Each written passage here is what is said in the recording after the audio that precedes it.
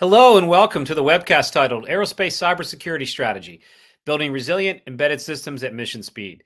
My name is John McHale, Editorial Director with Military Embedded Systems, the SOSA Special Edition, and the FACE Special Edition. I'm also moderator for today's event. To learn more about military embedded systems, please visit militaryembedded.com and check out our articles, blogs, and podcasts on military technology. Modern aerospace platforms, from crewed aircraft to satellites and unmanned aerial vehicles, face a rapidly evolving threat landscape. As cyber threats become more advanced and supply chain scrutiny intensifies, traditional safety-focused engineering must expand to include built-in cyber resilience. In this webcast, Shane Fry, Chief Technology Officer with RunSafe Security, and Patrick Miller, Product Manager with Lynx, will demonstrate how to proactively defend against memory corruption, secure operating environments, and generate actionable vulnerability management, even in systems with limited compute and connectivity. This event is sponsored by RunSafe Security and Lynx and hosted by Military Embedded Systems Online and Open Systems Media. Now, before we get started, I've got some housekeeping items for you. This and all Open Systems Media webcasts are copyrighted and may not be recorded or used in any way without the express written consent of Open Systems Media. This webcast will consume about 40 to 45 minutes, leaving the remaining time for the question and answer session. Now let's take a little tour of the viewing console.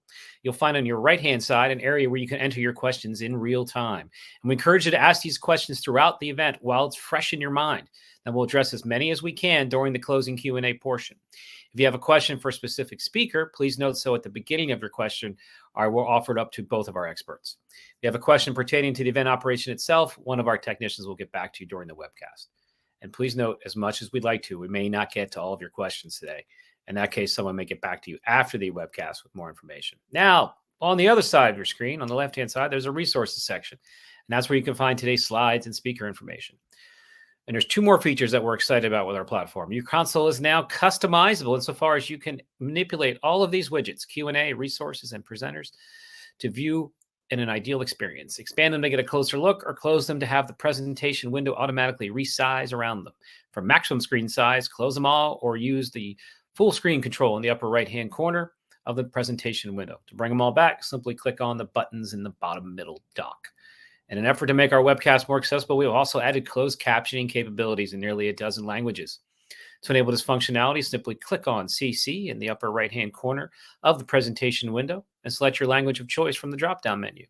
This webcast will be archived online at the same URL used to join today's live session and be available within 48 hours.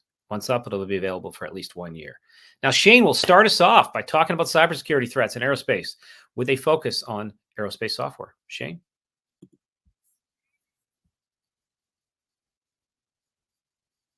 Shane, you're on mute. Oh, man. It's a bad start to the webinar. So as everybody here is aware, the cybersecurity landscape for aerospace systems and capabilities is rapidly changing. Maybe not as much as we'd like to see in the military space, but there's definitely a lot of really great work happening. And RunSafe and Lynx are kind of core to a lot of those efforts today. And so, to kind of set the scene for the rest of the discussion today, we wanted to talk about what's the cybersecurity landscape look like. There's a lot of ways to look at cybersecurity for aerospace and defense, but we're going to really look at kind of the end systems themselves and how attackers can look at that and take advantage of those systems. So for your primary attack vectors, we're seeing a lot of interest in supply chain infiltration. So that's commercial off-the-shelf solutions that are maybe dual-purposed for commercial and aerospace systems, and that can also include open source software. And we'll talk about that a little bit as well, where open source can help accelerate time to market and time to fielded systems, but they can bring along risk as well and vulnerabilities that can be exploited. The other thing that we see a lot of is state-sponsored targeting. That's kind of obvious, right? Various nation states care to take out weapon systems of other nations. But what's important about the fact that this is state-sponsored is we don't see a lot of cyber criminals targeting aerospace systems. They're not going to extract a lot of money from the U.S. government or other governments for that. So state-sponsored targeting carries different tactics and procedures and sophistication levels. But as we look at what's all out there in aerospace systems, a lot of the attack vector is through memory corruption or memory safety vulnerabilities. So, Microsoft and Google have said over the years, anywhere from 40 to 70% of vulnerabilities are those memory safety or memory corruption vulnerabilities. As we look at aerospace systems, that's going to trend towards that higher 70%. And there's kind of two reasons for that. One, you don't see a lot of airplanes flying around with web servers and SQL databases where you can have web-based attacks. And then you have things like 853 requirements for ATO, where you've got to resolve a lot of these things like hard-coded passwords and poor configuration issues. And while that process isn't foolproof, it does tend to drive out a lot of those kind of easier to resolve vulnerabilities. And so, that's the attack surface or the attack vectors. But what are things that are being targeted? Satellite C2 and ground stations, UAVs, everything from big systems to drones that we're seeing in kind of the Ukraine and Russia conflict that could just be commercial drones, but those are now good targets for attackers to prevent missions from being successful, as well as aircraft avionics and military ground systems. And so I mentioned earlier commercial software and open source software. Part of the challenge is, how do you secure everything, all of your proprietary and your vendor software, your commercial stuff, your open source? And in a lot of cases in aerospace, you're talking about software that's been developed for 10, 15, 20, 30 years or longer. So back in those days, that software was maybe designed to not be connected to anything.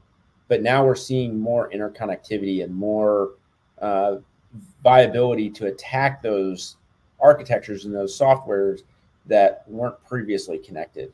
But also, as we look towards government guidance to rewrite code in memory safe languages, that's a multi-trillion-dollar exercise for the software industry. And so that's a huge cost that we can't just easily do or quickly do. So how do we look at software security in aerospace and get systems that are secured, but that have a lot of legacy code in them?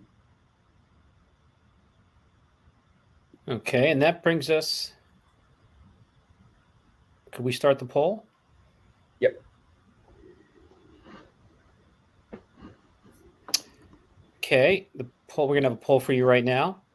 What's your biggest vulnerability? Your biggest challenging in managing embedded systems vulnerabilities? Too many false positives. B, slow patch and update cycles. C, research and budget constraints. D, lack of software supply chain visibility. E, compliance pressures. F, other. Please share in the chat. Now I'm going to give you all a few seconds to fill it out, and then I'll tell you who's leading before we get to the next slide.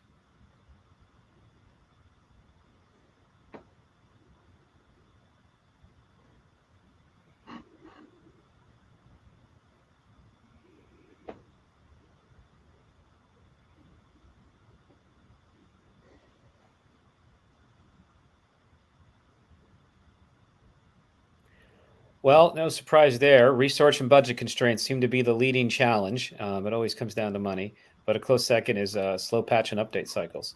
So now let's move on to the next part that we have here. And we understand that embedded systems are at risk. Patrick, can you take us through the strategies for building resiliency into embedded software? Of course. Thanks, John. So when you look at integrating cyber resilience into your platform and program, you need to start at the foundation. Particularly when you're talking about, as Shane mentioned, legacy code that's been out there for many years or decades, transitioning from a safety-centric design into an integrated cyber resilient design will require that security be embedded at the architecture level all the way through to the deployment and not bolted on later. And so seeing with Lynx secure separation hypervisor kernel, Lynx secure kernel hypervisor, we're able to ensure that immutable hardware partitioning that's isolating the virtual machines or subjects with the strict isolation and least privilege design principles. So you have that mission assurance from the beginning. And when you then look at taking the mixed criticality systems, which we're seeing a lot more and more of, particularly in the uncrewed systems, while still maintaining the real-time security for the safety critical elements, you need a platform that's able to manage those two workloads side by side in parallel on the systems, so that whether it's avionics, satellites, other payloads, ground control systems, anything with partitioning for safety critical and non-safety critical, but still with that focus on security as you have more connectivity to those embedded systems. That's where Mosaic comes in with its looking forward into the future with the modular upgrades capabilities, because you're able to reuse different software components and build from the ground up that architecture and model-driven design for your configurations. And so that translates then forward into the runtime risk mitigation for these constrained environments where you have a lightweight hypervisor with a minimal attack surface. Separates you from preventing the runtime privilege escalation exploits, and the separation kernels in the hypervisor, along with the memory reallocation, the randomization. You are able to take advantage of that no performance trade-offs with the security enforced at boot and runtime. And Patrick, as you see, systems moving over to the Lynx capability, I mean, it feels like there's a lot of value in being able to kind of rehost rapidly into a secure, more resilient architecture, just kind of out of the box with Lynx. I mean, can you talk a little bit about how customers are doing that today? Yes. So the question is, how are they taking their Lynx out of the box and running their different applications and operating systems from day one in the environments? Yep. And so we'll get to that, our case study later, but what we're able to do with the separation kernel hypervisor is at the bare metal or metal level, it manages that virtualization strategy. And so you have the Lynx operating system, whether it's the Lynx OS 178 or Lynx Element. It's more of a unikernel design. You're able to then package that application, drop it right in as though it was any other operating system, and go from development straight through to deployment with that commerciality in mind, where you have that commercial off-the-shelf capability.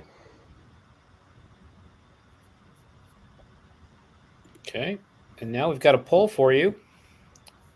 How confident are you in your visibility into your software supply chain? A, very confident. B, somewhat confident.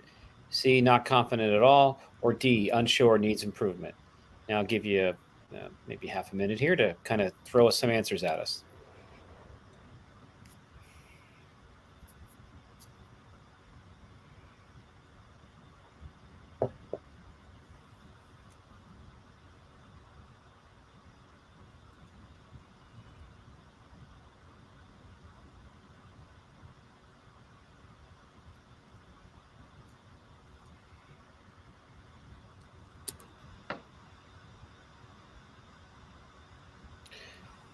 Looks like the leading answer is somewhat confident. So now we will get to our next part. And so we've discussed strategies for making embedded systems more resilient, but what about vulnerability management? What are the challenges there and some approaches to addressing them? Shane, can you take us through that? Yeah, absolutely. So interesting results, actually, on that poll question. I think, somewhat confident leading the charge is great. When we talk to a lot of folks in the commercial space, excuse me, we get a lot more not confident at all, which is, kind of an interesting dichotomy there. But part of building secure systems and resilient systems is understanding software through your supply chain. And so, there's a lot of tooling out there for doing static analysis and dynamic analysis and, those are requirements for getting ATO, and that's great. But if we look at the efficacy of those tools, there was a study out of North Carolina State University a few years back. They found that static code scanning tools only find 2.5% of all identified vulnerabilities in software. And that's 2.5, which is crazy. We had to double check the math. That seemed crazy, but it tells a really interesting story about how much effort systems designers and implementers are spending doing SAS scanning, only to not find the majority of the vulnerabilities through that methodology. And so, we really have to think about a lot of things. I mean, that SAS capability is really just looking for unknown vulnerabilities. But when we look at the full picture, your software has a huge supply chain associated with it. And that's going to be through your vendors, and not just my vendor XYZ provides me software, but they have software all the way down their supply chain. Same with your commercial off the shelf and your open source software. And so a key aspect of building a secure system end to end is not just your runtime configuration that you see with like NIST 853, but also looking at what are the known vulnerabilities in your supply chain. And on the unknown side of things, how can you predict and mitigate risk to unknown vulnerabilities? So you've got to look at that as well. And so that's where, a couple different things kind of come together to help you build a secure system. The first is having a good, accurate, and complete software bill of materials. And if you're doing web development, if you're doing Python or Rust, building an SBOM is really straightforward, right? The built-in tooling does a great job at getting you information about all the software there. A lot of the package managed ecosystems today even have abilities to just query them for vulnerabilities in the software that you're shipping. And that's great. But as we look at embedded systems, as we look at aerospace and military systems, a lot of that's in embedded code. It's C, it's C++. We see a little bit of Rust now, but not a ton, especially not in safety certified systems. We see, Ada and Fortran and, hand coded assembly. And so you need a good software bill of materials for that. And there's really kind of three philosophies around software bill of materials. There's source-based SBOMs, binary-based SBOMs, and build time SBOMs. Binary-based SBOMs, you can take in software from a vendor, something you've already built, do an SBOM. And those solutions can give you some good visibility, but they're also going to create a lot of false positives and false negatives because they're going to just guess at what's in your software.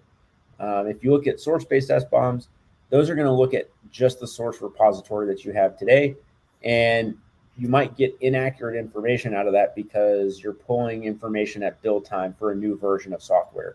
Or you may have 3 or 4 different implementations of a encryption library, for example, depending on whether you're building your military target or your commercial target, or if you're building for one architecture or another. And so you might end up triaging a bunch of extra vulnerabilities that actually aren't shipped in the software that you're shipping. And so RunSafe really likes build time SBOMs because you can see what goes into your software when you build it. And that's really the best time to know what goes into your software is when you're building it. And so having a good build time SBOM is going to give you great visibility into the known vulnerabilities in your supply chain. Now, a lot of folks are going to say, well, but I have vendors and I've got commercial software. How do I get a build time SBOM from them? And the answer is make that a requirement. Have your vendors provide you build time SBOMs, not binary or source. And so you can get a complete view through the entire supply chain that you've got. And build time SBOMs don't have to be any more complex or hard to integrate than a source-based or binary-based solution. So once you've got that kind of software bill of materials, that's going to help you understand the known vulnerabilities in your software.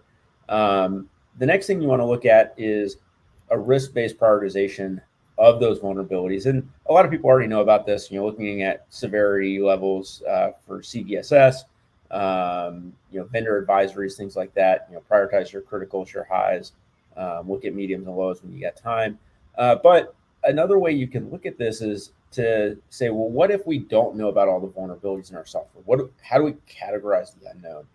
And that's where we can go in and say, let's look at what attackers can do on a system if they were able to find these vulnerabilities, and prioritize not just by vulnerability, but by which components in our ecosystem should we be prioritizing doing better security or better code reviews or scanning or things like that.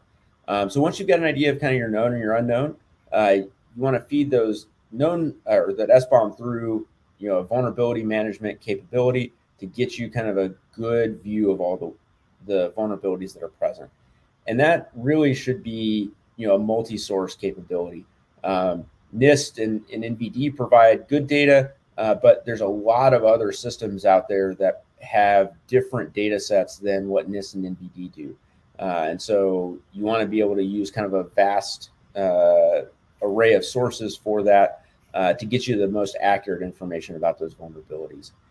And then, as we look at aerospace systems and weapon systems in general, we understand that you can't just push a patch in 5 minutes once you've fixed a vulnerability, right?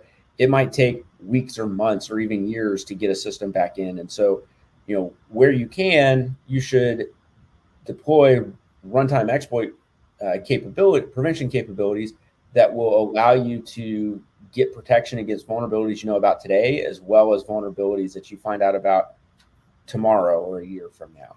And that gives you kind of a complete picture of building the most secure thing you can with the least amount of risk for what you ship to customers or to the field, and then giving kind of the system itself the ability to protect itself in the field should new vulnerabilities be discovered.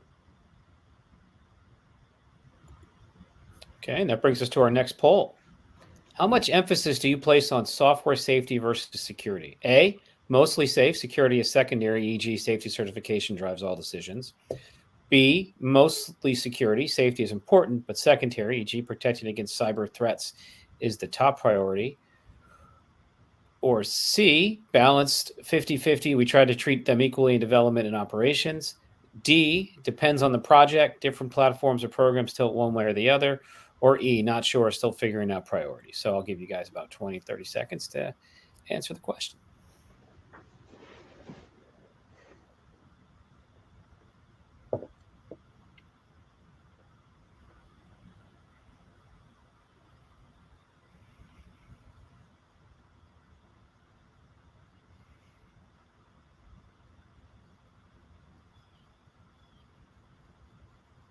It looks like the leading answer is A, mostly safety, security is secondary. And with that, we're going to move on to our next section. One of the hurdles in aerospace and defense is compliance and tough certification requirements. Patrick, how can security be better brought into these efforts? So, thank you, John. The way the Lynx approach to accelerating certification and compliance is, again, by making it part of the architecture and not a afterthought once you have the operating system, the hypervisor, and ensuring that those components are certifiable from the beginning so that you have you're able to then accelerate your timeline to certification. And so with that certification is oftentimes takes years and many dollars to get to that final state. You're able to get it in your platform, and that's why oftentimes we see these software systems in aircraft or other deployments for many years after that, because they're so expensive to get there. And so by taking a model-driven approach with reusable software components or model-driven design, we're able to condense that and compress that certification timeline. It depends on the project, but whether it's for the DO 178 up through to LA, we're able to then compress that so that you're spending more time on developing your applications and your needs and focusing on what you or the customer needs. You're able to then improve that ability to get through that certification milestones. And so whether that's integrating all sorts of different tools within the Mosaic platform, from the SBOM generation to the code analysis, and other tools to shift left as much of that testing and early validation as you can, and reduce the rework, particularly as you go through those update processes and patches that we just talked about around vulnerabilities and so forth, particularly with the connectivity and speed at which we're able to and also forced to develop these systems. And so again, it's just the focus on the end goal of a faster time to field the capability. We're seeing that in the world today, that these systems need to be ready yesterday oftentimes. And so having those certifiable components that are built on that model-driven design are able to reuse those across other programs and just accelerate that certification and development process and cycles.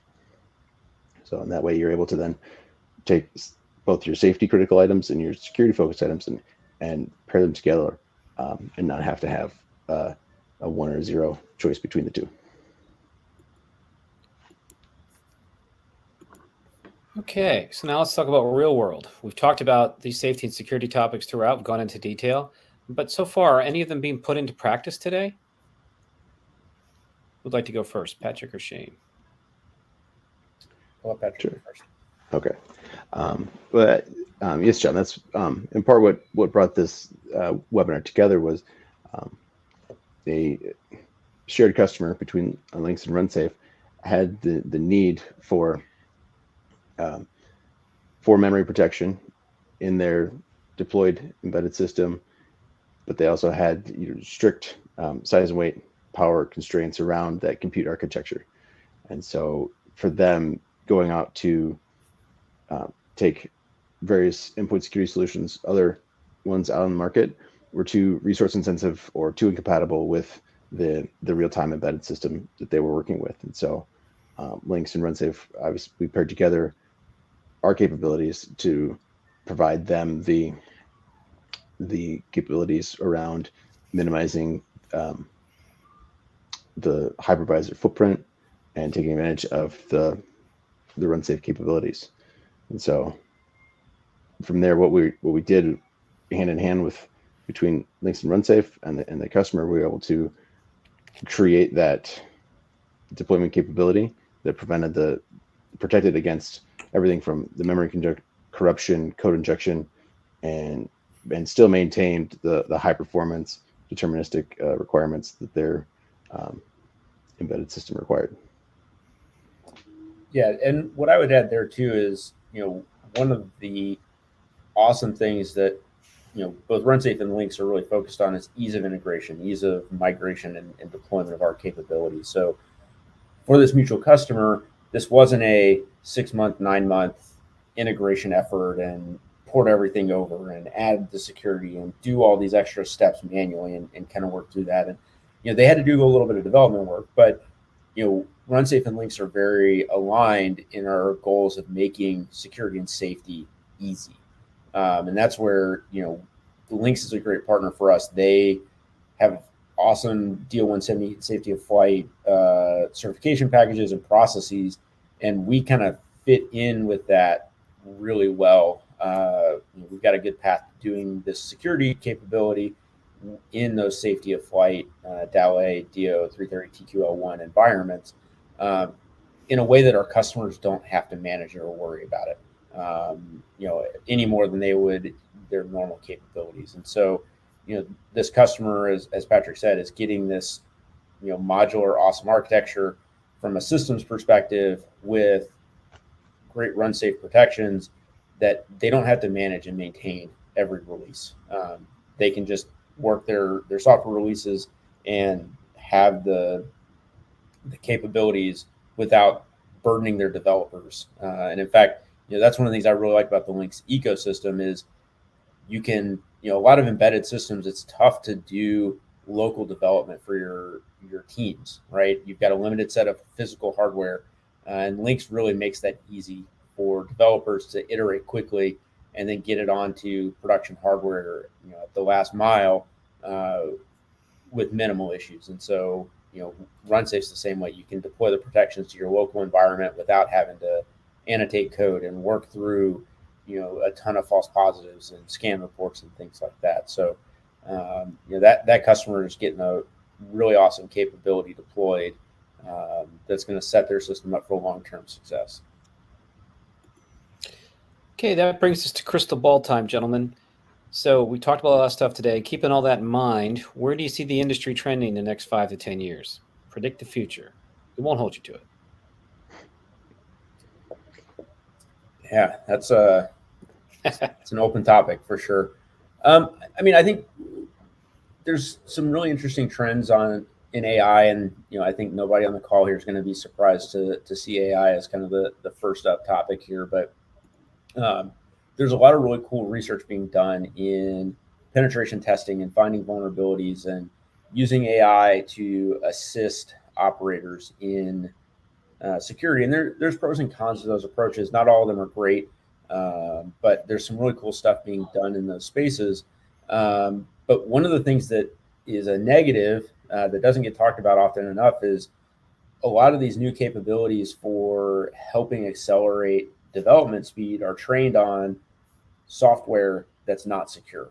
And so that's really important as we think about, military systems and aerospace systems where, an LLM that was trained on Stack Overflow or a random, source code repository on the internet somewhere might be trained to have a buffer overflow in it, not on purpose, but that code just happened to have it. And so, I think we're going to see a rise in software vulnerabilities over the coming years as more and more developers are using these code assistants to produce faster code that looks good, but may actually have these subtle memory corruption vulnerabilities in them. And so, it's kind of interesting, from my security researcher background to see both progress in finding vulnerabilities with AI and, how can we do that more efficiently and better, produce better results, and seeing that happening while also seeing more bad code be written out of the same technology. I think that's kind of an interesting thing that we're going to see more of in the future. And, who knows where that balance of power is going to end up. Is it going to be for the overall good, or are we going to end up with overall worse code? I think probably for the overall good, but the next 6 months to a year, 2 years might be really rough. Anything to add? Yep, go ahead. Oh, and then that's where the mixed criticality systems come into play. As more compute is added to these platforms in the field, there's going to be the need for these additional capabilities, and AI certainly will be one of them. But you're not going to be able to add dedicated compute for each application that you want to run on the platform, and so you're going to have to take advantage of the compute capabilities that you have, today. Oftentimes, that was something that was, from a hardware perspective, certified many years ago when it was developed and first designed. And so, how do you fit that in? And Lynx is taking the approach of with our Lynx Secure hypervisor of enabling those safety-focused or non-critical applications to run alongside, but totally separate from the safety-critical applications and subjects within that same hardware. And so you're able to mitigate that risk with that approach. And so you're able to then take advantage of whether it's new policies or new state actor risks, and apply that in systems that now need to be developed faster and more cost effective for application within the field. Yeah, and I think one other thought. Sorry, one of the things that I think is really interesting that's been developing over the last year or two is the rise of kind of the disposable weapon system. So we talked about disposable UAVs on the slide here. There's a lot of interest in having lower cost solutions that can still accomplish the mission, but we've got to have balance for that, right? As we strive to cut as much things as we can to bring costs down for these various UAVs, we've got to make sure that we're still doing enough security, enough safety, so that we can accomplish the mission, right? We don't want to end up in a situation where, a UAV flying overhead has a trivial vulnerability that gets exploited, and the drone turns around and bombs, an allied target or something, right? And so, finding that balance is going to be interesting. I think, as with most feedback loops, we're kind of coming down from this trend of really bespoke systems and looking at how can we build things better, faster, cheaper, that we don't care if they survive the mission. We just need them to accomplish the mission. And I think we're going to probably overcorrect a little bit insofar as not doing enough security or not doing enough resilience in architecture and design. And so, in some cases that's works great, right? But in other cases, we're going to need to come back up and do a little bit more security. So I'm really intrigued to see the DoD SWIFT approval process get developed, and see how that's going to play out for system integrators and the government as far as speed to getting updates and new software capabilities into the field, because a core component of that is having good, accurate SBOMs and being able to understand truly what the risk is in your software that you're shipping, and that might help kind of sort that bottom of the feedback loop of going too low, if we know that there's a bunch of vulnerabilities we're shipping in the software. Thank you, gentlemen. And to the audience, we got our final poll for you. Are you planning cybersecurity upgrades for your embedded systems within the next 12 months? A, yes, we have a specific project already planned or in motion. B, yes, we're in the early planning or budgeting stages. C, maybe it depends on funding or project priorities. And D, no, not in the next 12 months. And E, not sure, still evaluating options. I'll give you about 30 seconds to come up with some answers.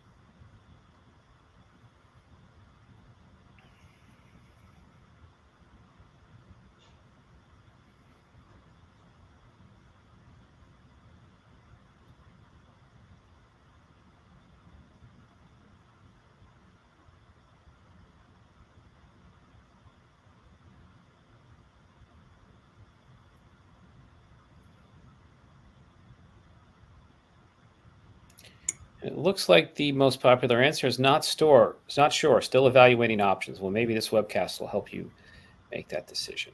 And so this is for Shane. So we have 3 main takeaways from today's discussion. Shane, you want to share what would like the audience to have learned today? Yeah, absolutely. So, the first thing is aerospace platforms, there's a lot of risk, a lot of threats. And so building in that resilience and kind of safety-focused engineering can really be beneficial. And we want to make sure that those systems are secure, that they have good safety architecture, and that you're getting the most out of your hardware and your systems. And you're going to do that by having a more robust and modular system with security baked in. And the second takeaway is that legacy embedded systems with old code, but even new code today, right? We have customers that are working on code that they're actively developing along with code from the 80s. Those are being connected to more and more systems. And as we look at kind of battlefield management and what that looks like, there's a lot more interconnectivity, not even just between systems inside of one weapon system or one airframe, but now even connecting more and more broadly. And so, that really radically increases the attack surface risk. And we hear in the cyberspace people talk about hardened outsides but really soft insides to architecture. And so we want to make sure that we get everything secured, not just external interfaces. That way you can reduce the risk across the board. And then if you can integrate security when you're doing architecture, when you're doing a tech refresh, and get modular architecture that can be safe and secure and isolated, that's great. And having that runtime protection gives you that extra layer of defense and depth.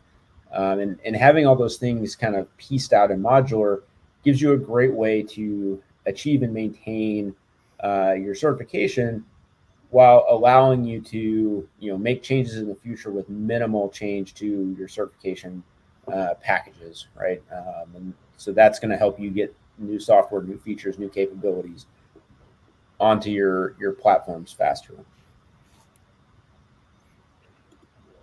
And there were some additional resources for the audience. If you want to, I'm sorry, you want to say something? Go ahead. Oh, I was just going to add into the key takeaways that you hear a lot about defense in depth and using at least on the commercial and enterprise side, there are hundreds of different tools for security, from very niche to very broad.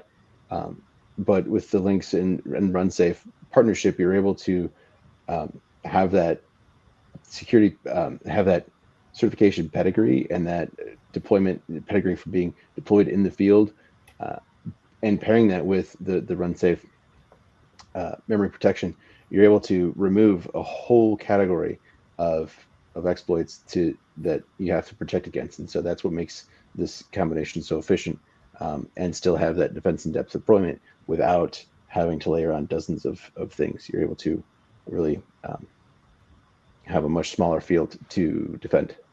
So that's excellent points, gentlemen. And to learn more from our experts, you can find some additional resources here, such as the integrated RunSafe project with Lynx Mosaic RTOS. It's a white paper. And we have the RunSafe Security Safety of Flight approach, a technical paper. And you can schedule a consultation by reaching out to sales at runsafesecurity.com or to Lynx at edge@lynx.com. And now I am ready to start the Q&A. Let's see what we got in the queue. First question. This one's not assigned, so either one of you can grab it. How do we justify spending on cyber if leadership is focused on mission delivery? Yeah, I'll take that question. I think it's a tricky question, but the way I look at it is if you can do cybersecurity right from the start, or as early as you can, right? I mean, a lot of these systems are already fielded. You're already doing the active development deployments. The sooner you can do that, the faster you're going to be able to mitigate security vulnerabilities, which is going to reduce your time to getting your ATO, reduce your time to getting certification. We talk about like DO 356. And so the more you can do security that's automated and quick and get that done, the faster you're going to be able to get your software deployed, and you're going to be on schedule more often than not. And it also allows you to allocate more resources to your feature development, your bug fixes, your certification work. If you're not having to focus on cybersecurity, you can use those labor hours to do other things. You can use that to reduce cost or to spend in different areas. So that's how we approach it, talking to our customers. And I think that's something that is really of value to the system as a whole, because even if security requirements aren't always perfectly defined, or they can be hard to meet sometimes, it's a lot easier to do the security up front than to have to ask for risk acceptance letters, or slow down your development at the last minute, deployment at the last minute to fix all these security bugs. Reminds me of what I talked to power systems. People on the ground systems, they put power in at the end instead of designing it from the ground up. So your same thing. You got to have your security from the ground up. Otherwise, it's just a patch. Yep. That's what you're saying. Exactly. Yeah. Okay. And the security requirements, they're not going to go away. They're only going to become harder and evolve faster. And so for customers that have maybe tried to use that as a way to maintain their budget or their timeline by making some of those security requirements optional, it's not going to work anymore. And so you have to, as you said, from the ground up, throughout the development lifecycle, have that focus on security, so that you're able to still maintain your budget and still, because security is not optional. Next question from the audience. This is unassigned as well. How do you defend quantum plus AI hacking with a software-oriented cybersecurity system? We would like that one. Yeah, I guess I can take that as well. Sorry, Patrick. Security questions. I think it's no different than anything that we're doing today, right? You've got some set of known vulnerabilities, some set of unknown vulnerabilities. You got to proactively build in security capabilities today And if that's, if you're looking at memory corruption vulnerabilities, quantum isn't really relevant there. But, building in, being proactive about the security defenses you're putting in, adding those layers, using the Lynx kind of isolation capabilities to isolate your software. That all helps. AI hacking is kind of interesting. Depending on how you interpret that, using that for finding vulnerabilities, that's just another type of static code scanning capability or dynamic code analysis capability. So, being judicious on getting those bugs fixed is useful. If you're worried about quantum, making sure you're using post-quantum crypto algorithms, and really being focused on getting things that are not only implemented correctly as far as encrypt and decrypt operations, but timing and side channel attacks as well. But it all comes back to having good defense in depth, being securely configured, having runtime protections against memory corruption vulnerabilities, not deploying software that's got known vulnerabilities in it is, I think, the key thing there. Anything to add, Patrick? No, I think you covered it pretty well there. It's Okay. be an interesting area to watch. Sure. Next question. This was actually already claimed by Shane. What is the best way to deal with breaking changes and dependencies? Aside from security, it takes a huge impact on maintenance. This questioner wonders if you know any good way except solid SBOM and avoiding solutions that are known to break API among releases. Yeah, so that's actually really one of the key reasons why RunSafe built our memory protection capability today.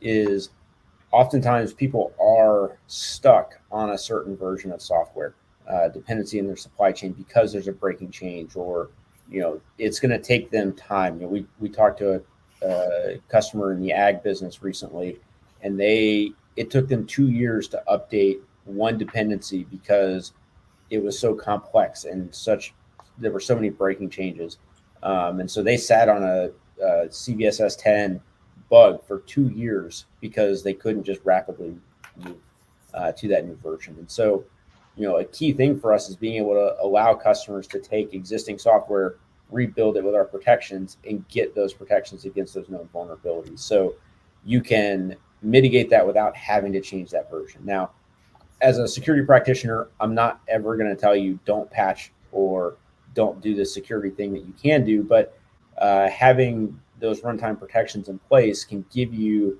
that buffer time you need to move to a newer version that might be broken, that might have breaking changes in it. And so, that's our view of the world, is get you a protection deployed into your ecosystem that allows you to mitigate those vulnerabilities as they get found or get exploited. And that really should even kind of level out your patching process, allow your developers to work in those changes as needed, without having a 5-alarm fire every time something gets discovered. Totally agree with that, and that's why with the Mosaic approach, is having that SBOM as part of the build process with your pipelines, so you're able to shift that awareness left in the process, and then you're able to define those vulnerabilities while you're still developing, and work on the patches, the remediations on before it's shipped. And so that helps keep that feedback loop really nice and tight, so that you hopefully don't end up with those super complicated dependencies in the first place. Okay. Next question. I'm going to throw to Patrick first. What are your main focus areas to meet DoD military system requirements now? You want to take that one? Sure. So right now we're paying close attention to the SWIFT announcement from the DoD, along with the recent change in approach to risk management framework, and how they're bringing automation and AI into that, and how you're able to leverage that, so you have that ability to take the customer platform requirements, program requirements, and align those with those security requirements from the government level around the system as a whole, the platform, and making sure that you're moving at the speed at which the world requires you to do that, so that you're meeting, particularly as you're rolling out these new changes. That's the updates to CMMC, Swift, and the new risk management approach.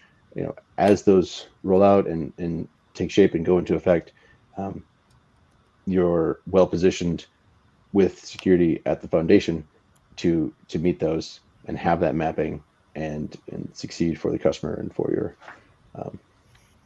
your platform. Anything to add, Shane? I think Patrick covered that really well. Okay. Next question. Hi, there are airworthiness security process specifications. They need DO 326, ED 202. What can you say compliance of your solutions to those process? What can you say? I guess what can you say? Did less about that word. What can you say about compliance of your solutions to those process specifications? Would either of you like to take that? Patrick, that's a compliance question. Sure. I can. So with DO 326 and 356, that's a space we're actively working on and watching and ensuring that, in part because of its the cost of attaining those certifications, we're making sure we're able to then to hit that, bring that to market in a cost-effective way for our customers, when they need it. And so that's something we're working very closely towards, around ensuring that both the safety criticality and certification with DO 178 and then ultimately DO 356 and 26 also arrive with the security certifications. Okay. I got time for one more question here. How do you manage the single effects on the hardware to get the hardware certified? Either one of you want that one? I'm not sure I'm tracking that question. Patrick, They're asking about, as it says, cosmic rays flipping from 0 to 1 on integrated circuits, is what they're talking about. Do you guys deal at Lynx with rad hard single event effects? With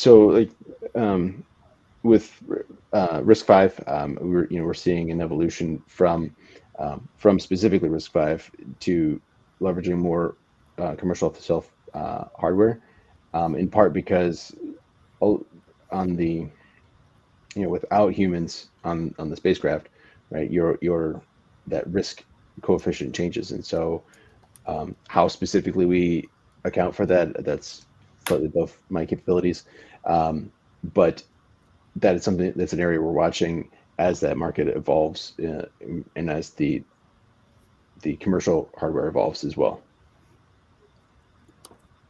Okay, and that brings us to our time limit today. Sorry, we cannot get to all of your questions. Someone may get back to you after the event with more information. I want to thank Shane and Patrick for speaking today. Great job, gentlemen. And RunSafe Security and Lynx for sponsoring this webcast. This is an Open Systems Media webcast. Our copyrighted may not be recorded used in any way without the express written consent of Open Systems Media. This event will be archived online today at the same URL you used to join today's live session, as well as the URL shown on your screen, and be available for at least 1 year. Look forward to seeing you on future Open Systems Media webcasts. Goodbye and have a great week.